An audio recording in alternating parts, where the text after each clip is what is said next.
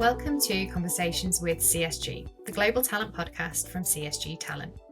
We interview influential figures across a wide range of innovative and impactful industry sectors worldwide, discussing career journeys, overcoming challenge, achieving success, diversity, and much more. I'm sure you'll see value in a lot of the topics we cover. So here it is.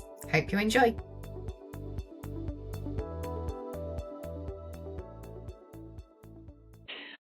Hello, welcome to Conversations with CSG. Today we're joined by Hannah Rogers, Chief People Officer at EET. Hannah, thank you very much for agreeing to join us on the podcast today. Thank you for having me. I'm very excited for the conversation. Well, I hope so. Well, to get started, obviously you've worked across a number and range of industries, and we know you from the past as well. So through retail, supply chain, project delivery, now into energy. What are the key challenges or differences that you've experienced working across those different sectors? I think the biggest would be, I suppose, the diversity of those workforces. I suppose in the role that I'm in, obviously everyone will look at it from a slightly different way. I guess from where I'm at, certainly the retail and sort of supply chain were probably one skill set, and then project delivery and energy feel like quite a different skill set. So I guess adapting our styles to those kind of people, attracting those kind of people is quite different across different industries. Understanding what makes those individuals tick is again quite different. How to retain those people again is quite different. So I guess being agile in the way that you think and not thinking that kind of one size fits all. What you did in retail is then going to transcend into supply chain, is then going to move through into energy and project delivery. You have to keep evolving your way and the way you deal with those kind of populations, I would say. Sure. I mean, certainly I understand the energy sector fairly well. Yeah, of course. Yeah. Number of years in it, but what are the challenges then that you found in terms of talent attraction and or retention in the energy sector compared to maybe retail? I think certainly, I think people are a lot wiser to what they want from a role. I think lockdown, I think that kind of pandemic period changed fundamentally the way that we work.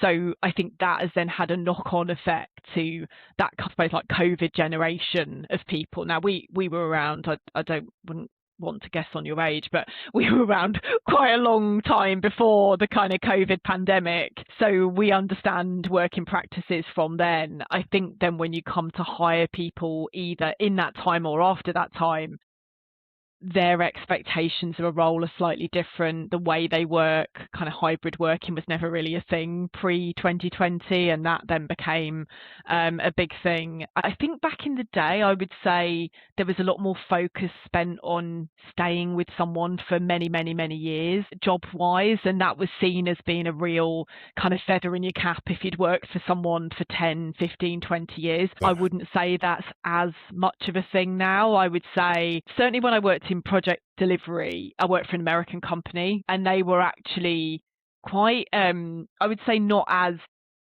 enthused by people that had worked for the same company for 10, 15 years. They wanted that agility in their workforce. They wanted people that had worked in different areas, gathered experience along the way. So I'd say that's been quite a big change, that agility within the workforce. But again, what our employees expect from us, I think, has changed quite fundamentally. Certainly since the pandemic, I think has changed quite significantly. But I would say the retail sector, certainly the supply chain sector, a lot more of a transitional workforce that kind of come work for you for a couple of years, move on.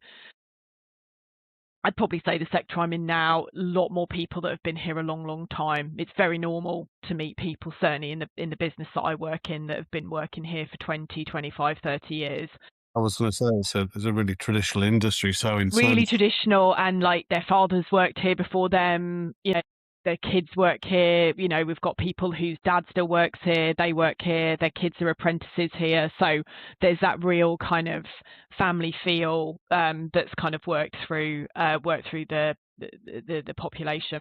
Has that sort of posed a big problem in terms of that sort of like place flexibility and or you mentioned COVID and people working from home, on a refinery. Yeah. That's not Yeah. easy for everybody, and a It's 4-day not, and week is difficult. turning it back is even more challenging. So I think at the time we didn't really have a choice, did we? It was kind of we'd watch the Boris Johnson press conference, and then we'd be like, right, okay, we need to send everyone home as of tomorrow, or we need to change our office layouts. Or I worked in the supply chain sector at that point, and the company I worked for were the busiest they'd ever been. So we didn't have the option to kind of put everyone on furlough. We had to quickly kind of work with that. I think what's been difficult, I would say, is trying to return back to pre-2020 ways of working when some of our teams have only ever worked in that environment. So having to try and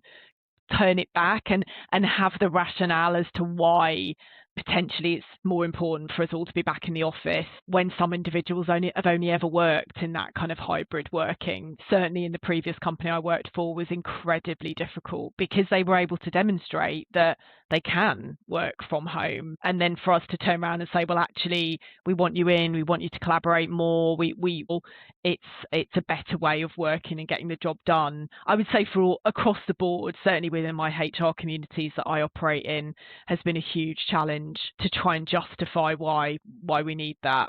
But I can see it from both sides, but there's nothing better than being able to sit around a table and talk about things face to face than being in this kind of environment where people are remote. Yeah, you kind of mentioned people joining sort of post-COVID and the last 4 or 5 years. In terms of talent attraction, how do you ensure that you deliver an effective and attractive hiring strategy, for the business? What's a traditional business moving forward where people have? I found personally, this is just my personal experience, I would say we need to look at things slightly differently, but the key part is being honest and open and transparent about the way that we work. I think too often we sort of say, oh yeah, come in and yeah, I'm sure that'll be fine, or I'm sure this will work, or I'm sure, like, as a candidate, and I changed roles post pandemic, and actually certainly any companies that I have interacted with, I much prefer that kind of honest and open, actually we're a company, we're all back in the office, so if that's going to be an issue, then we may have an issue. I think flexibility, though, is definitely something that I've certainly had to take some of our leaders on a bit of a journey with, around what does flexibility actually mean. It doesn't actually mean that everybody wants to work remotely. It really doesn't. But being able to offer flexibility is definitely something that will attract more people to your role if you can show and demonstrate that you are an employer that is more flexible. And that's certainly something that, like I say, I've certainly taken the leaders in my current company, but also companies before on that journey, and why it's important to attract the real top talent, because the market is, we've got loads of fantastic people in the market, but how do we ensure that we get the right people and the best people into our industry? We have to kind of play around with maybe traditionally what we've done before and think a little bit more, like I say, just a little bit more agile in the way that we do things. Yeah, I was in terms of what's such a traditional industry in the sort of petrochemical world. Yeah. Have you found that sort of looking at maybe skills first and bringing people in from outside? Yeah, it's a really good point. And actually, I've seen that throughout my career where actually, and I worked for quite a traditional fashion retailer for a couple of years, and they were very, very traditional in the way that they hired, in the companies they hired from. So if you almost had that name on your CV, that would buy you quite a long way into the interview process. Whereas actually, certainly in the retail sector and to a certain degree the supply chain sector, really you're just looking for the skills of that individual. Have they worked in a fast-paced environment? Are they able to adapt to change quickly? All of those things may come from one of these elusive companies that might be on their CV, but equally it may not. It may be a part-time job they did at university that actually shows a high level of sort of resilience, dealing with ambiguity, kind of operating in that. Maybe it's not completely fixed, but that they're a resilient employee. Those things have definitely been more important. So I think we've definitely looked much more at skills and competencies than necessarily that they've gone to a particular university or they've worked for a particular other company. We're much more interested in the skills that they're going to bring and how are they going to help us to like raise our internal bar by bringing in people that have seen maybe a little bit more of the world than some of our current employees. To the point that I was making before, I think when you're working in an industry where a lot of people, they've never worked anywhere else ever, you need to be bringing in new talent to help to raise that kind of internal bar within your industry. I think that's key for the industry, isn't it? Is that it's an increasingly shrinking world in terms of Big time. competitors in the UK. So you've got to think outside the box. And how do you upskill those current employees to be able to widen their knowledge and widen their skill set, so they're not just, when we look at the future of energy, if they've just got kind of oil and gas experience, well, there's not a plethora of people that have got hydrogen experience because it's a brand new kind of concept. So how do we sort of almost retrain and upskill our current workforce to be able to transition into the new world of energy, rather than just kind of that declining and then this part is on the up. We want to take our people with us, which is easier said than done at times, but that's kind of where we're focused our attention. It's that future leaders thing, isn't it, for you? Is that we see a kind of an age gap almost, where you've got a bunch of people that are in this, that have been with you 20, 25 years plus, and then trying to attract the next tranche of people in is one of the big. Yeah, I suppose letting them see, we do a really good job actually in our business of being really clear and focused on our primary asset, which is our oil and gas refinery. Our oil refinery is our primary asset, right? However, we've got really cool new stuff on the horizon. So we kind of want to not take the attention away from our main, business, but we also want to show people that the fuel is changing. The government have set really clear targets, which we absolutely will lead by. But equally, there's exciting stuff coming on the horizon, and we will prepare you to be able to transition into that world without needing to just bring in a load of new people. And then the existing team members just kind of think, well, I've probably got maybe 5 to 10 years of life as it is. No, we don't know, first of all, where we're going to be in 5 to 10 years from an energy perspective, but we definitely want our teams to think that they've got a future and a long-term career with us, the same as the guys back in whenever they joined, 1980. That, isn't it? Gives up the longevity. So moving that on then, in terms of, you look at age and things like that, but in terms of D&I, obviously it's hugely important. How are EET approaching that, and to make sure that you've got I think it's a challenge, and it was a challenge in all of the companies, to be honest. I've worked in, probably apart from retail. Retail was definitely more kind of equity from a male female split, etc., skills based, etc. I would say we're definitely being a lot more.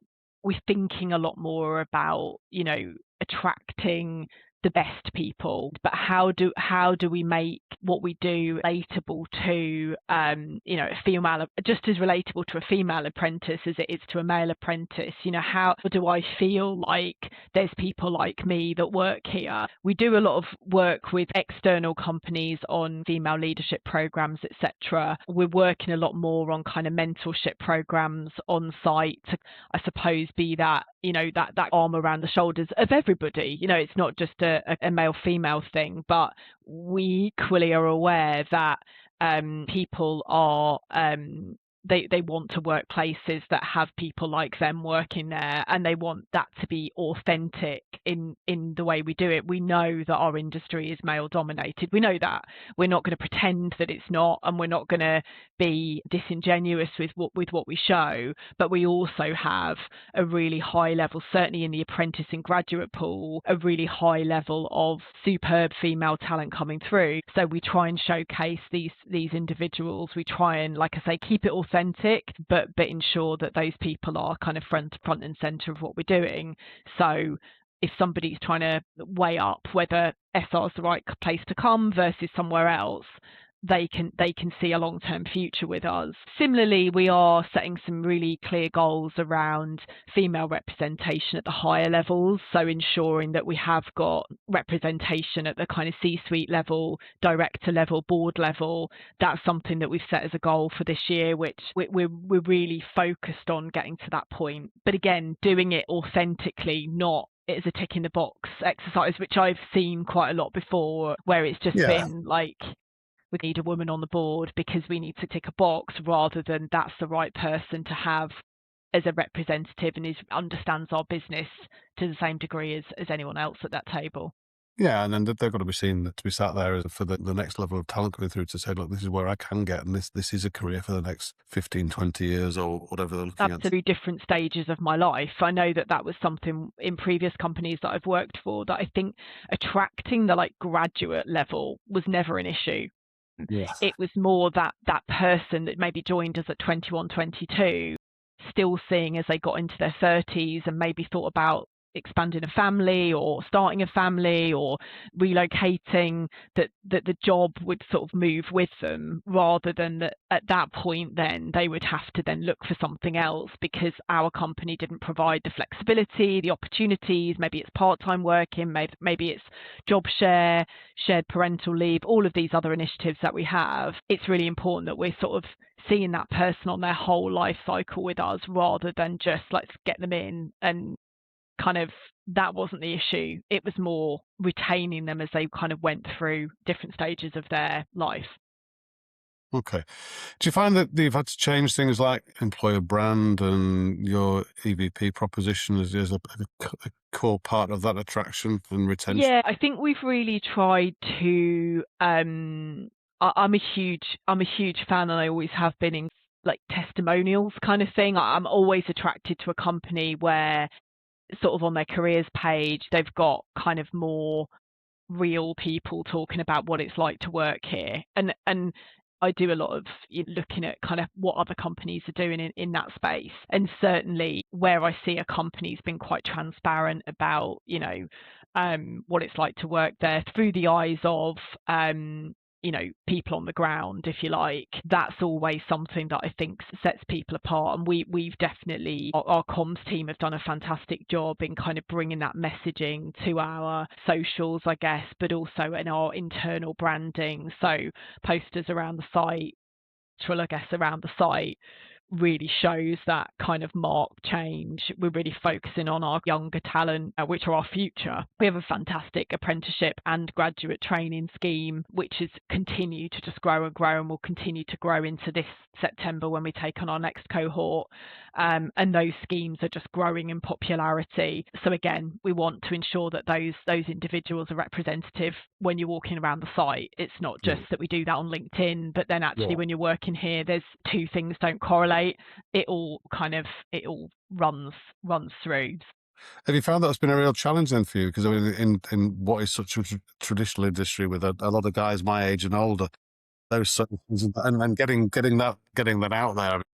I think it's just been a change, but it's been a much needed change, and I think it's something that's really, like I said, certainly in the couple of years that I've worked for the company, I've really seen that change, and we're starting to use people's images that you see at lunch.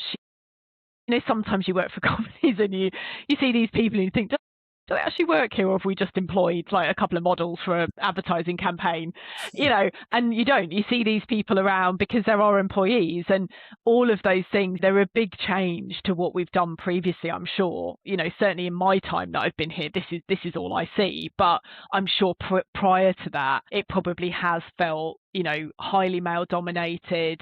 Like I say, a lot of guys that have worked here a huge amount of time, their fathers worked here before, their probably grandfathers worked here before that. And I wouldn't say that we're trying to move away from that, because that is our DNA. That's part of who we are. And some of these guys are amazingly talented and have a huge amount of experience at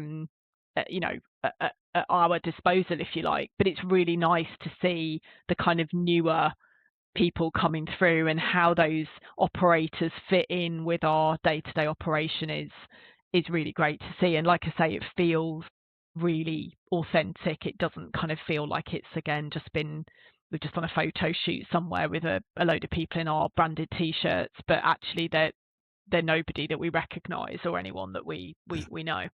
No, well, it's been great to see, and we see it, from the supplier, from the outside looking in. It's something that's become more prevalent. And it's a great attraction tool, isn't it? So, Yeah. yeah, good. Yeah.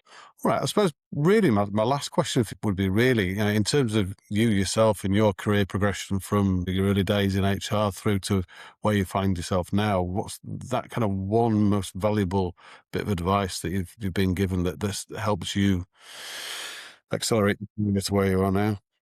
When I worked for a company where, it was kind of very, very, very agile, constantly changing. And I think the best piece of advice I was ever given was just learn how to be resilient, learn how to kind of bounce back from things quickly, take the learnings, take a day longer if needs be to kind of dust yourself off, but come back and learn from it. And I'll often talk to my team about if something hasn't gone well, like what have we learned from that, rather than just kind of move on and just sort of say, let's never mention that again and let's just move forward. That's fine, but we do need to learn to ensure that we build that level of resilience. I think there's a lot, certainly in the HR sector, and I'm sure it's in every sector, the introduction of AI, what does that mean? Rather than see that as something that's going to take all of our jobs away from us in the next 5 years,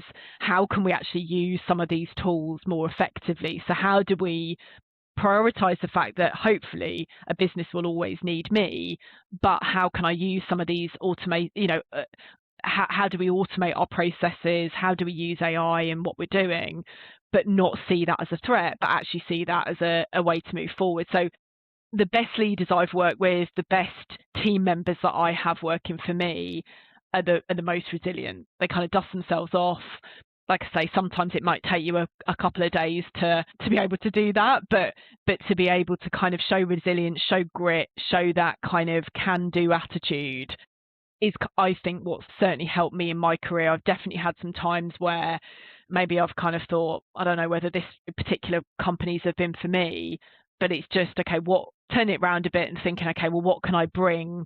Because actually, if you quit, you never know what you could have achieved. So that's kind of the way I've always gone through my career, is just thinking, as long as I can do my best, but dust myself off when the going gets tough, and not let it have a huge impact on the way I kind of do my day to day,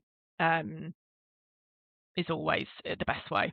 Yeah, no, absolutely. Like I said, we're the same. It's in embracing the sort of challenge and change is going to happen, isn't it? So, And people are resistant to that, and certainly when you work with certain skill sets. So engineers, for example, I've worked in engineering for certainly the last sort of 5-6 years of my career, and it's taking, certainly as a HR professional, it's like taking people on that journey that you might really quickly be able to pivot into the new way, but some other people just need a bit more hand-holding or a bit more kind of taking them on the journey with you. So as a HR professional, it's being able to recognise that not everybody is going to adapt to that change as quickly as you might be able to. It might have followed me throughout my career, being in that kind of, let's fly the plane when it's only 60% built mentality, which is fine. And I've grown up like that.